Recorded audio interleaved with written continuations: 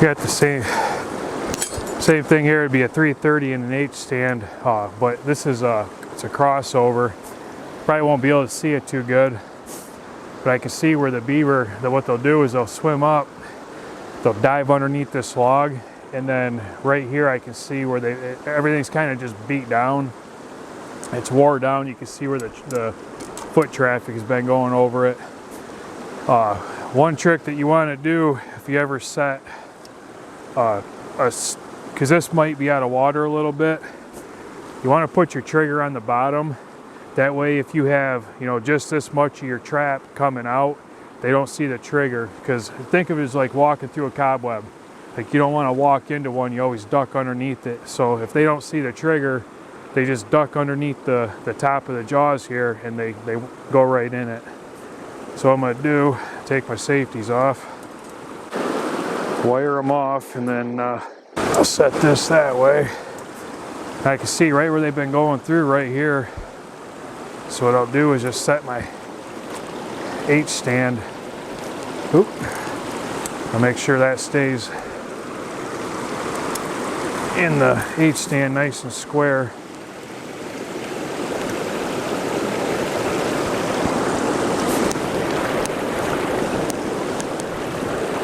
There, see, that's even below the ground. I'll probably take, one nice thing about trapping on a lodge or a dam or anything like that is they already got your sticks chewed for you. I'll take a few blocking off sticks, and we'll just, that way it forces them to go right where I want them.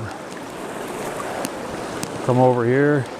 When you do these, you don't want them on each side of your springs. You want them right in the middle or on the outside, because you don't want anything to really slow the speed of the spring down at all. I might even put a dive stick going across. Now what they'll do, because what they do is to cross over, they'll swim through the water, come through here, cross over the dam here, and then go downstream, go eat or do whatever they're going to do. They'll come back, they'll crawl up to go over. So hopefully if they're already downstream for some reason, when they come back, I'll catch them. Or if they're coming from upstream here, they'll come in and get hit, because I got my sticks. You just want to funnel it down as close as you can. Give it just the most narrowest passageway possible. Then they see my dive stick, it's going to cause them to dive down. I even put it just a little bit lower, right above the water. Like I said, they don't bump things out of the way, they dive underneath them. So I'm going to get this trap wired off, and we'll be done. We'll come back tomorrow and check them.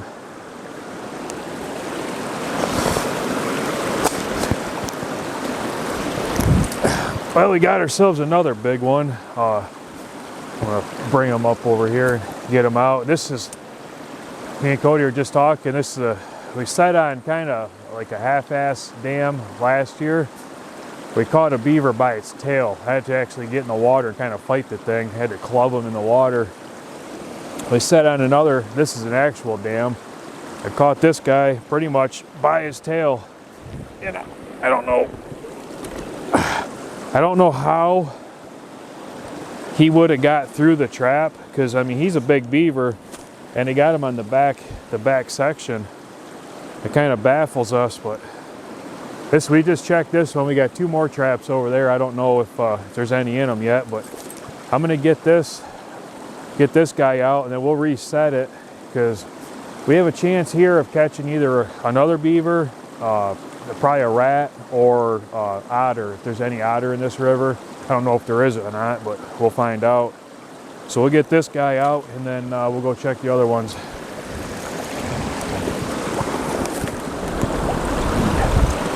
All right, so this is our 3rd day. We checked this crossover set yesterday. There wasn't nothing in it, so I set it. I actually brought it back a little bit further than what I had it. We got here today and we got ourselves another, looks like a 2-year-old in it. I'm gonna go ahead and get this guy out, and then I'm gonna reset this again. We had 2 other traps set over there. I believe it's an old bank den.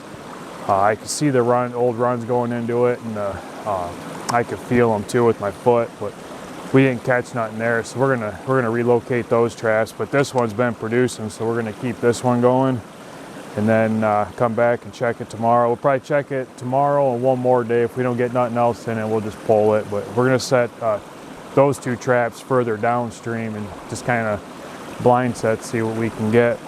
I'll get this guy out, and then we'll go reset those traps. Give you a little idea what I got going on here. That way, if you didn't see it the first time, I got the 330 right here. And you can see right there is where they're crossing over. I got a couple dive sticks right there, so it forces them to go down underwater. And on each side, I have blocking off sticks. You want to narrow down the passageway as much as possible. That's you see Cody carrying them. It's a decent sized beaver. But you can see there's this log right here. What they're doing is they're coming down the river. They're more than likely following the edge. They'll come through, they'll dive underneath this log. I don't know if it'll pick up on camera, but you can see where I'm at, clear as day right here. It's all beaten down, and then boom, right in my trap, up and over. Then they'll go downstream, eat, do whatever, and then they'll come back. I almost forgot my trap setters. That'd be about the 5th time this trip we've done that. We're gonna go downstream, set these 2 traps. I don't know if I'll put that in this video or not, but we'll see. I got a couple more days worth of trapping, so we'll see how lucky we get.